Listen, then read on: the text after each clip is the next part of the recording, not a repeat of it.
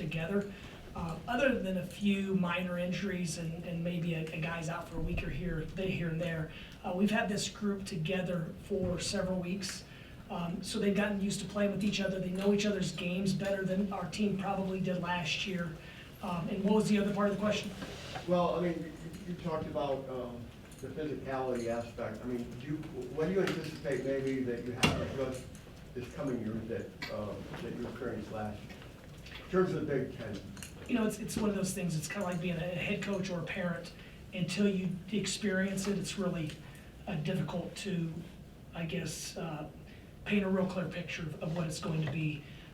I think our guys who played the Big Ten, we have 4 really good returners. And even though statistically we lost our top 3 guys, the 4 we brought back, we feel like we're very, very integral in the success we had. And so we have a nucleus of guys that have experienced it, and then you factor in Merez, and you solve some of the physicality issues in the off-season recruiting. And we feel like we did that with Merez. Adai is obviously very familiar with the Big Ten, coming from UCLA last year where he hadn't played for 1 year. And, you know, those big guys, each year they're in college, they tend to improve. And so we have a lot of guys that have done it. They've walked the walk. So the transition shouldn't be as daunting as it was last year. And then obviously Yaxel, being an older player that's very experienced playing college basketball, that should help as well. And LA Cano, it's not as if the ACC is a pushover league either. So. Go. Dusty, I wanted to ask you about this freshman class, but specifically Trey McKinney. I was told by Matt and Hannah this offseason that since the start of the offseason, he's actually down 18 pounds. So I guess what work has gone into that, and have you seen the difference in his game? Is he faster? Is he quick twitcher, more quick twitch? Like what have you seen with that weight loss? When I look at him now, he obviously looks different than he did in high school. Much more athletic, much slimmer. But when you see guys every day, you don't notice the amount of weight they've dropped because we're with them at least 5 or 6 days a week. He's moving better. He's staying in front of the basketball. You know, just like any freshman, he has really good days, and then he has some other subpar days, just like everyone on our roster. But he's been awesome to coach. He wants to be better. He wants to win. He loves representing Michigan. Trey McKinney is a lot of what's right about college basketball. On your left, coach, Steve. Dusty? Dusty? Can you take us back to a game at Alabama Birmingham in 2024 where you're coaching Florida Atlantic and Yaxel had quite a game? What are your recollections of that game? And talk about, you know, just the kind of the craziness of college basketball, but now you're his head coach at a different place and he's at a different place. Well, correct me if I'm wrong, the reason he's still able to play another year is the same reason, maybe not Namari. I'm not even sure, there's so many different rules, stipulations of why guys get an extra year to play. It seems like he was at UAB for a long time, and he was a thorn in our side, and they were one of the better teams in the league. At the same time, we were one of the better teams in the league. So we always felt like when we played them, it was two of the more talented teams in the league. And Yaxel had some real unique abilities where we knew he was a really good player and he could drive it and he could score a number of ways, but he could get to loose basketballs. He was an excellent rebounder. And we just felt like he got better every year. He's only been playing basketball a few years, and so we felt like his ceiling was extremely high. Putting him in the environment to play against the size, strength, and athleticism of our roster would help him. But yeah, it's odd to think that he's playing with us, but he was, you know, I do think that he admired the way our guys played the game and how connected our group was at FAU. So there was always a mutual respect from both of us. And then with Trey, you talked a little bit about your first impressions of him. What's something that he can do that maybe you weren't aware that he could do now that you've coached him a little bit? I feel like we had a pretty good idea of what Trey can do. He can play make, he makes shots. You know, I think he's just been a little bit better version than what we anticipated, and we expected a lot out of him. Tony? Yep. Hey, Dusty. When you have a roster this deep that can do this many things, it feels like maybe the main question is who works the best together. I know that was something that you guys were piecing together last year, even though it's still early. Are you starting to get some of those signs? Are there particular lineups, or how do you see sort of the minute allocation in that type playing out? The minute allocation, I don't know yet. We still have several weeks. As far as combinations, yeah, there are certain guys that have played well with maybe this point guard's played a little bit better with this center, or these two wings have played better together than these other two wings, but we still have a lot of information, a lot of data to gather before we make those decisions. We do have a deep lineup. There's going to be shared sacrifice. You know, one of the mistakes I felt like that I made with that FAU team that we brought everyone back was that we talked about how we could increase tempo, we could increase our defensive intensity, and we could find ways to generate more possessions, and everyone would get a little bit more because we knew everyone would want more. In hindsight, I should have done a better job of explaining that there wouldn't be any more individually. There's just not enough. Our more has to be more team success, has to be more fulfillment in our the guy to the right and the left of me doing well. And so that has to be our team. I could see this being a group where we might have 6 or 7 games where we have a different leading scorer every night. And our roster has to be okay with it because we're chasing something bigger than personal ambition or individual accolades. And then with that, you guys have a ton of confidence in this roster, obviously. Is there any one person who has developed more, who you brought in, who you knew? I know you said maybe not Trey, because you had high expectations of everyone, but who is just even next level from what you thought? You know, I think one of my few gifts as a coach is I see the best in people. And if we brought these guys in here and we spent time and resources recruiting them, then we thought they were pretty good in our situation.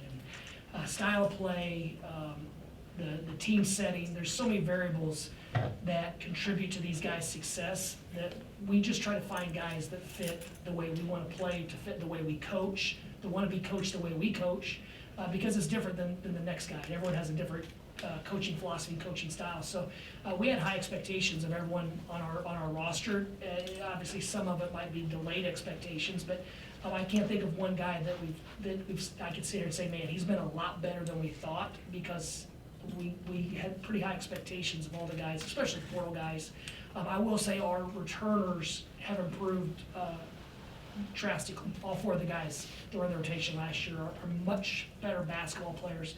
Roddy Gill the last 2 weeks has probably had as good of a 2-week period as anyone in our program. Namari Burnett, as you guys know how I feel about Namari, his level of consistency, his routine, his mentorship to the young guys. He just brings so much to the table. And then you factor in Will Cheddar, who's becoming a real shooter, someone that's able to shoot on the move, get it off quick, not just be a spot-up guy, and he's able to defend the ball. And then LJ Kaysen, he sprained his ankle, tweaked his ankle a week or 2 ago. Prior to that, he was playing at a significantly higher level than he played at last season. And so I think probably that the 4 returners have been the biggest, most pleasant surprise, I would say. Just a reminder to use Izzy and Amanda for the mics. Go ahead, Andrew. Hey, Dusty. I guess it seems like there's more talent on the team this year than last year. First thing would be, do you agree with that? And then I guess regardless, what makes you optimistic it'll all come together like it did last year? You know, it doesn't always, I guess. Well, I'm optimistic by nature. Even if we have a less talented team, I believe that we'll figure out how to put the puzzle together in the right way, the best way for us. And so there's that part of the question. The other is I don't think anyone on last year's team or this year's team would disagree that we have more natural ability, more proven success on this year's team than last. You know, Danny and Vlad were back for the Central Michigan football game, and we had practice. And both of those guys commented about how physically big and strong we were, and just how much we're improved as a program in 1 calendar year. So I think those 2 guys, having lived it for a year and then seeing a small sample size, agree with that assessment as well. Thanks. Hunter? Hey, Dusty. Last year, a team with a lot of transfer portal additions, similar thing this year. I think early last year you were impressed with how quickly the team came together. What lessons from that can you learn as you try to piece the pieces together this year? Well, I was impressed with the way the team came together last year, but at the same point as we were last year, I think we're ahead of the curve now. This group's gelled. I think a big part of it is our culture and environment are more established. And so the expectations are clear. I think in our locker room, the veterans, the staff's been together for a year, so the veterans are able to translate and help the younger guys, I guess, probably express what's important to us as a staff and what's important in our program. Because we don't all have the same values. What I think is extremely important as a coach may not be the same thing that a coach on the West Coast thinks is important. And they both could be paramount to winning and losing, but it's just, and so there's just a number of factors that allow you to be ahead of where you were last year. But I think the staff, I think our staff's ability to identify guys who are unselfish team basketball players that want to do it this way, and we never really sugarcoated anything. It was we were very transparent in recruiting. This is what it's going to be. This is what it looks like. This is what our vision of what the whole thing's going to look like. We have a long way to go before we get there, and so they all, in the recruiting process, bought into that, and then throughout the summer and fall, we seem to be connected with what needs to happen for us to be our best. Yeah, I've got a couple. One, you talked about knowing Yaxel and his history and all, but are there things about him that you have learned just over the last few weeks and months that you didn't know as much? Yeah, absolutely. We've learned a lot about Yaxel that we didn't know before we signed him. I do know that he's already changed his day-to-day routine. I mean, for example, Damari Burnett has a really regimented workout routine, yoga and stretching and rehabilitation stuff, and I think probably 90% of the days Yaxel's been just with him as almost like just mirroring his pre-practice and pre-workout routine. And so there's some things like that he's improving on. The one thing about Yaxel is I do know that when the lights are on, he moves better, he's quicker, he's faster, he's more athletic, so he even has another big jump to make. But his versatility, he played a different position at UAB, and he was incredibly successful there, and he helped them win a lot of ball games. But we're playing him a little bit differently, and it's probably been, I've been impressed. He's further ahead of versus where I thought he would be at this point. Okay. The other thing is it tougher these days to achieve the kind of chemistry that you're seeking with so many guys coming from all over the place? And what have you seen early on in this group along those lines? Up to this point, and it could all change tomorrow, we've had great chemistry. That's been probably the biggest, most pleasant surprise. Is it more difficult? Yes, because you don't have as much time, and we're all being pulled in a lot of new directions. But I think when you bring in quality people that have the personality traits and desire to do it together, it makes it easier. But it's always going to be difficult whether you have 8 returners coming off of a great season or you have a group of new guys. It's never easy to form a team, especially with the distractions and things that come with athletics in today's climate. I know it's early, but are you starting to get an idea of what this team's identity can be, and what do you want that identity to be? I want us to be one of the best defensive teams in the country because we're big and we're athletic and we have positional versatility. Offensively, we've shot it much better than we did last year in practice, and much better than I anticipated this year. Going into the summer, I felt like we would really need to hang our hat on offensive rebounding, and we've shot it at such a higher clip. There's not as many rebounds, and we haven't been quite as good as I thought we could be. And so we're still trying to figure out exactly what our identity is going to be, but we know that we're going to share the ball on offense. We're going to play at a great pace, and defensively, we're going to put very versatile, determined defenders on the court and see what we can evolve into. Charles?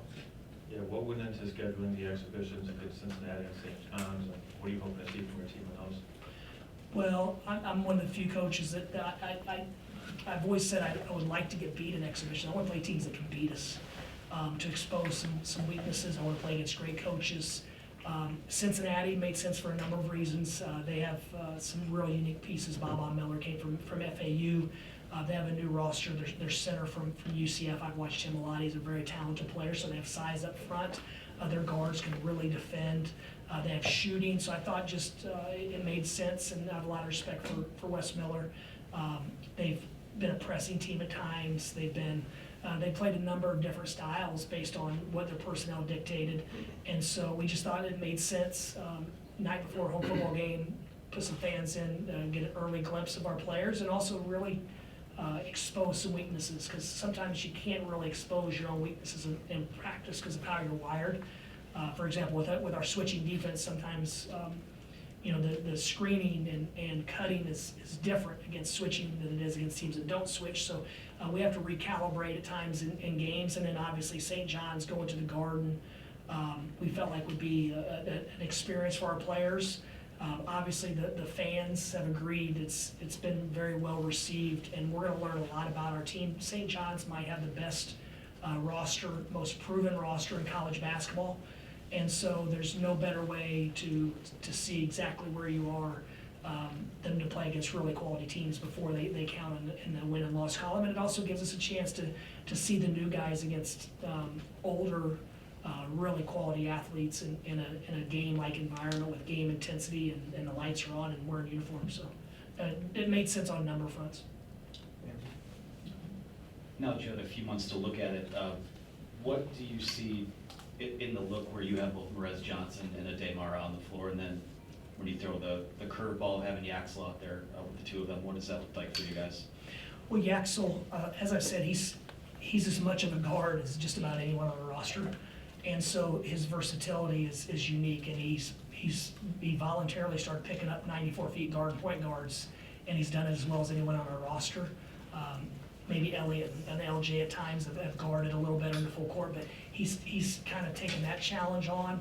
So I think just anytime you can play different styles, and then you ask about Merez and Adai playing together. Adai is an elite passer. Merez checks a lot of boxes as far as physicality, athleticism. He's kind of our enforcer. He's been out with a minor injury, so we haven't had a chance to tinker as much offensively with those two guys together with spacing and whatnot.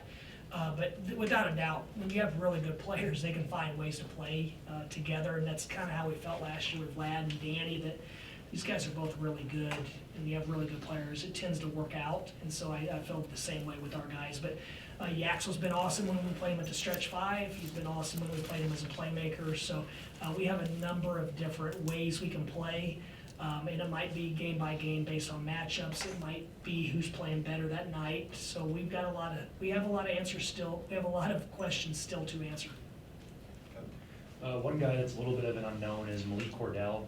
Untraditional background, played a little bit of handball growing up and stuff. What have you seen from him in your months with him, and is he going to be a guy that's expected to contribute right away, or is it more of a project with him? Well, when we signed him, we thought physically he would be able to play. He would be able to contribute right away. And then obviously you bring in some older guys that could certainly impact his role this year. He's been a real pleasant surprise. Just thinking back to 10 to 15 minutes ago when I was asked that question, Malik might be the most pleasant surprise so far, because I didn't really know. And even when I went to see him after our season, I wanted to see what we had live and not off film. He had a minor injury, so I didn't get to see him play. Now, we broke bread, and I got to see his environment and his team and all that. But, so I didn't really know until he got here, and then there were some visa issues, so he came in a little bit late. But he's been a real pleasant surprise. I mean, he's a hard worker. He's dying to get better. His physicality, you guys want to talk about Big Ten physicality. I mean, you can drop him off in anywhere on these 18 campuses, and he matches the physicality of the Big Ten, if not surpasses it. So he's going to add something to our group that no one else does, and he has a unique ability to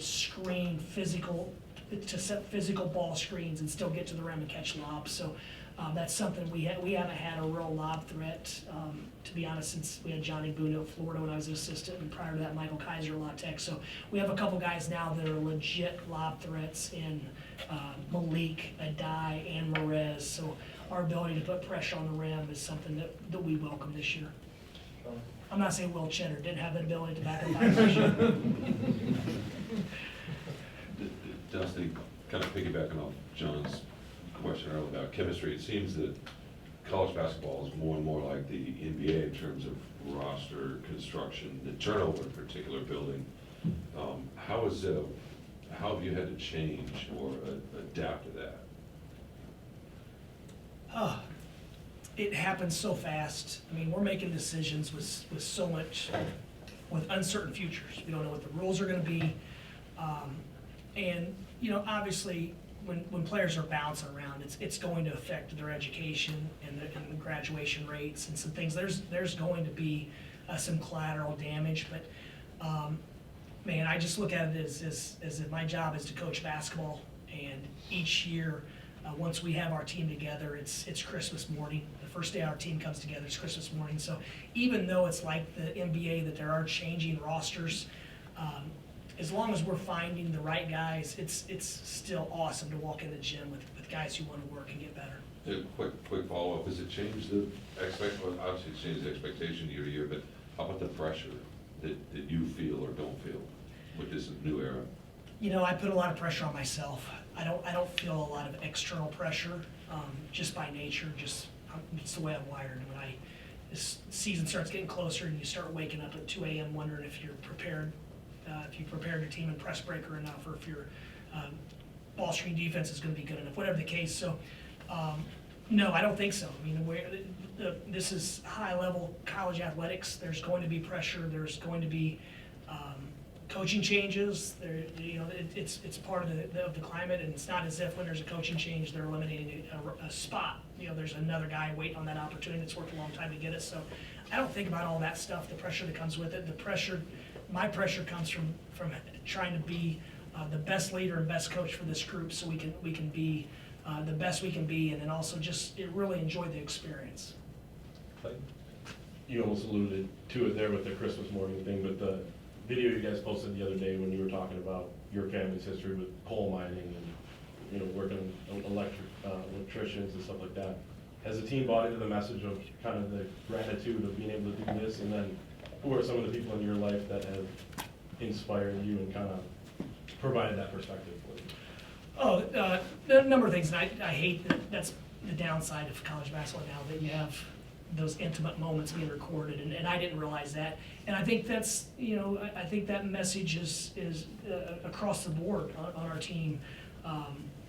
You know, Coach Boynton has mentioned his parents worked extremely hard for him to have opportunities that he's had. I know Coach Joyner, Coach Church's dad was a legendary coach. Coach Misbean has a very hard-working family. Our players, some of them are in health, their parents are in healthcare. They work to provide opportunities for their kids, and just it's extremely important to us as a staff that we're appreciative of getting to do this every day. And it's a privilege to walk in a gymnasium and get to coach basketball and help people chase their dreams. So that was more of just a reminder not to take it for granted, and it usually comes during an early morning practice when guys are dragging in, and then you know, the route I come in, you see the construction workers all going towards the dorms, and you see them walking in with their lunch pail at 6 a.m.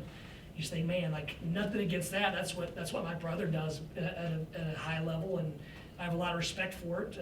But man, it's a lot more fun for me to get to go in to a gymnasium and coach ball and watch film and travel the world and say I'm working. So yeah, you know, like I said, I don't like that stuff being a part of it, but it also, I guess, shows that we are authentic all the time, that we're not gonna hide anything. It's too difficult to try to put on this facade of who we are. But I'm appreciative of my mom. I remember we had a small house, but the hairdryer at 5 a.m., her getting ready for work, and then racing home to take me to Little League Baseball or whatever the case. So, you know, that work ethic, and then all the coaches in my life that I wanted to be just like them. And you know, where I grew up in my era, there's a lot of pride in being called a hard worker. So we all did everything that we could to be considered a hard worker, someone that's reliable, dependable.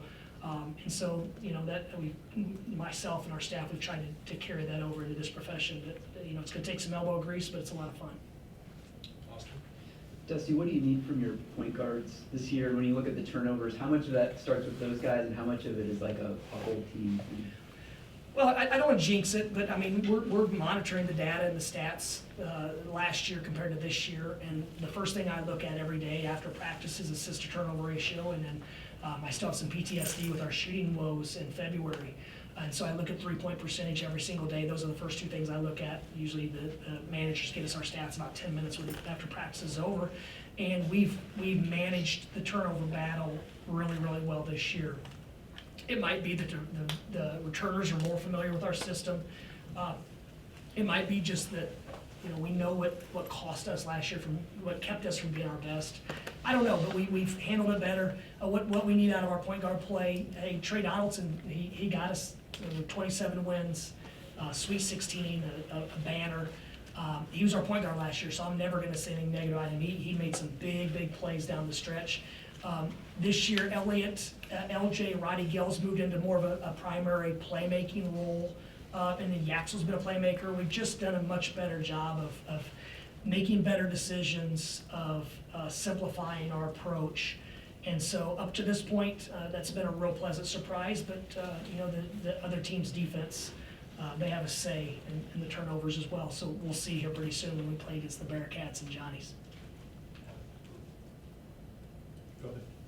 Go ahead, Tom. Dusty, this is about Roddy Gill Jr. A lot of anticipation going into last year. And started really strong, they had that midseason lull, and then that big game against in the tournament. It's A&M. What did he learn, and I'll ask him this, but what did he learn from that, and how you see him overcoming such obstacles this year? I would say that what he learned, and I don't want to speak for Roddy, I mean, he's an intelligent young man who's got a bright future ahead of him in sports, in basketball, and whatever he decides after. But I would say that he learned just to keep going, man, just keep putting one foot in front of the other. He had a really good start to the season, as you said, and he had a little bit of a funk, and he just kept going. And our season, the season outlook would look a lot different right now if Roddy didn't do what he did at the end of the year.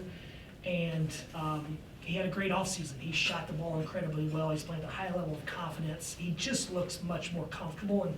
And sometimes players they're pleasers by nature. They want to please their teammates. They want to please their coaches. They want to please so many people that they're trying so hard to fit in. And there could be a case of just his familiarity with everyone. The environment has helped him be more successful in practice. But he looks like he's ready for a really, really solid season. I'm excited about Roddy. Couple more, Tony? Yeah, Dusty, at the top, you said that we're not going to shy away from expectations. What do you see as the expectation? I don't see why we can't compete with every single team in the country on any given night. How, long-term? Yeah, I don't want to sit and say that I don't think we'll be able to win our first, second, third, fourth.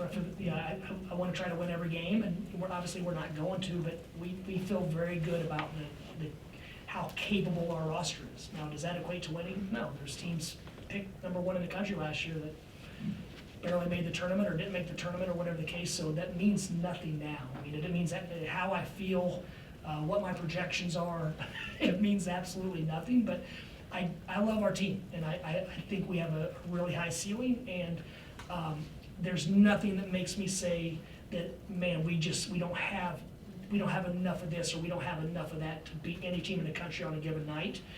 Now, are there areas that we need to certainly improve on and continue improving on? Absolutely, but I'm not going to sit here and say that we're afraid of this team or afraid of that team. Like we're gonna try to compete with everyone we're against, and we have very, very lofty goals, but. And that's months and months away, and hundreds of hours of intentional work before we can even, before it's even worth discussing those things. Hi, Dusty. Yeah, you kind of touched on him a little bit before, but where do you expect LJ to kind of fit in within this lineup while that's either behind Elliott or maybe in a more traditional shooting guard role?